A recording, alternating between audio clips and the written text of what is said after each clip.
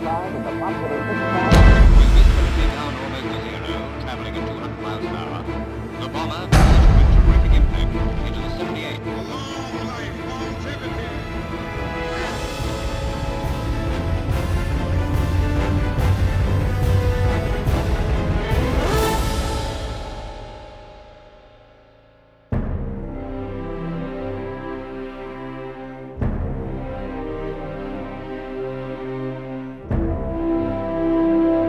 Very few people see the beginning of more than one century.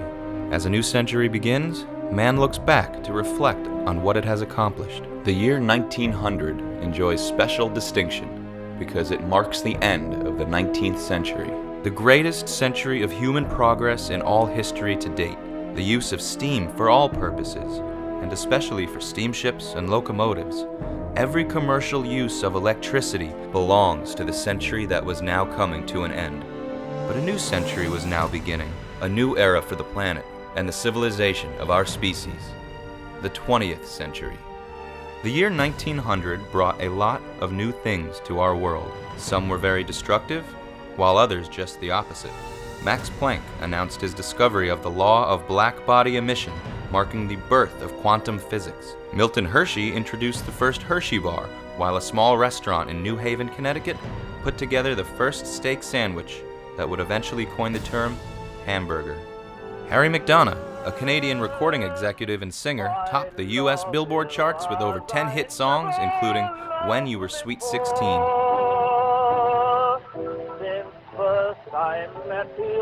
The world population was nearing 2 billion and was growing at a rate never seen before in humankind. As the population grew, so did the flow of ideas and the advancement of worldwide communication.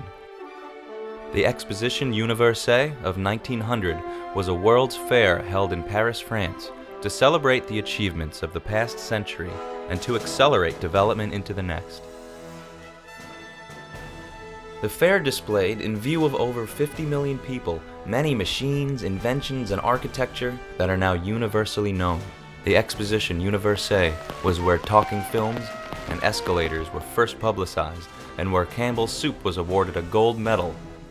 Rudolf Diesel exhibited his diesel engine running on peanut oil. The centerpiece of the exposition was the Great Paris Telescope, the largest refracting telescope ever constructed, with a total length of over 197 feet.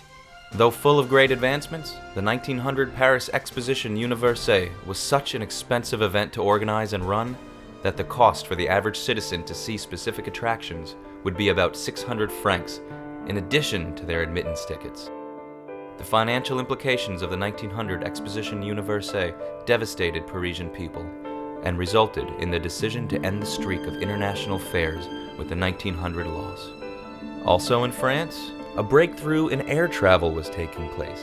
In 1852, a French engineer flew 17 miles in the first powered airship. For the next 50 years, other powered airships flew, but each with the same limitation: size. Towards the end of the century, various engineers began to work on designs for rigid airships.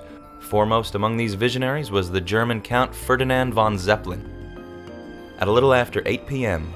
on July 2nd, 1900, the Zeppelin LZ-1 left its floating hangar on Lake Constance in South Germany and took to the skies.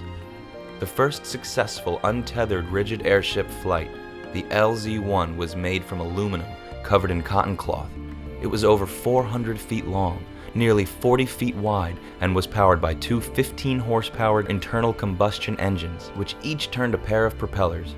The flight lasted 17 minutes, in which time the 5 passengers traveled 3.7 miles, reaching a maximum altitude of 1,300 feet before landing back on the lake. Von Zeppelin continued to develop airships, financed from his own pocket. Within 10 years of the first flight of the LZ-1, von Zeppelin and his company were producing commercial airships, which would become so popular worldwide that they became synonymous with him. Several years later, we would see this technology employed worldwide. 1900 brought a lot of positive influence to the world, but, as it is with humanity, every step forward seems to run parallel, with an equal or greater impulse towards destruction. After defeating Spain in Cuba and in the Philippines in 1898, the U.S. purchased the Philippines from the Spanish. The Filipinos, however, had been fighting a bloody revolution against Spain and had no intention of becoming a colony of another imperialist power. The U.S., who during the Filipino-Spanish War aided Filipino forces in gaining their independence, now went back on their word and sought control over the Philippines. The fighting broke out between the occupying American army and the Filipino forces. A revolution led in part by Emilio Aguinaldo broke out in 1896 in the Philippine Islands.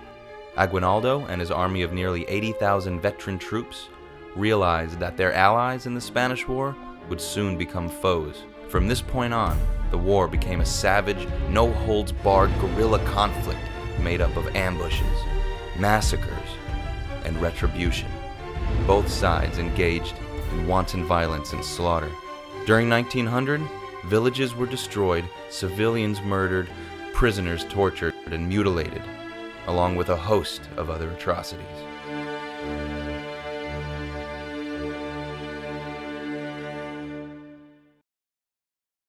In another part of the world, another war for freedom was being fought.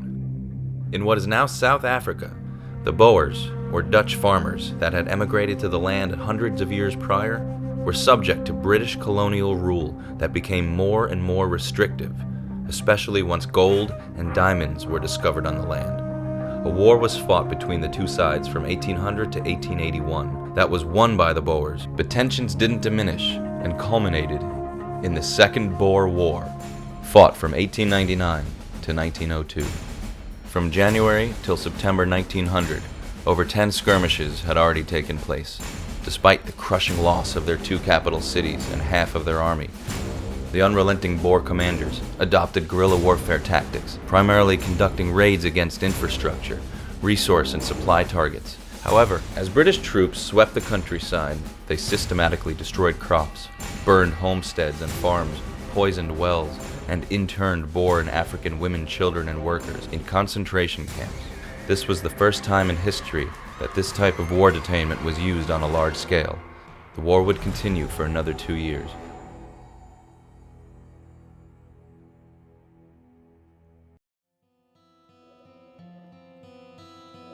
Many of those who died in 1900 were killed by human hand.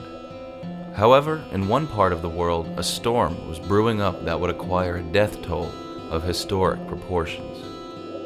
More financially costly and life-disruptive storms have occurred, but the hurricane that swept through Galveston, Texas, killed between 6,000 and 8,000 people, making it the deadliest tropical cyclone in United States history. Shortly before the destruction of Galveston, the Weather Bureau began establishing regional forecasting centers. The Center for the Gulf Coast was initially located in Galveston, with Isaac Klein as chief forecaster. In 1891, he wrote an article in the Galveston Daily News in which he gave his official meteorological opinion that the thought of a hurricane ever doing any serious harm to Galveston was a crazy idea. Many residents had called for a seawall to protect the city, but Klein's statement helped to prevent its construction. He was proven tragically wrong on September 8, 1900. With the first shifting of the wind, the waters of the Gulf swept over the city. Houses near the beach began to crumble and collapse, their timbers being picked up by the wind and waves and thrown in a long line of battering rams against the structures. Men, women, and children fled from their homes and sought safety in higher portions of the city, or in buildings more strongly built. Some were taken out in boats, some in wagons, some waded through the waters, but the flood rose so rapidly that the approach of night found many hundreds battling in the waters, unable to reach places of safety. Massive buildings were crushed like eggshells. One big steamship was hurled through 3 bridges. 24 hours after the storm, the stench from the dead was unbearable. Over 7,000 people died. In some cases, entire families were blotted out.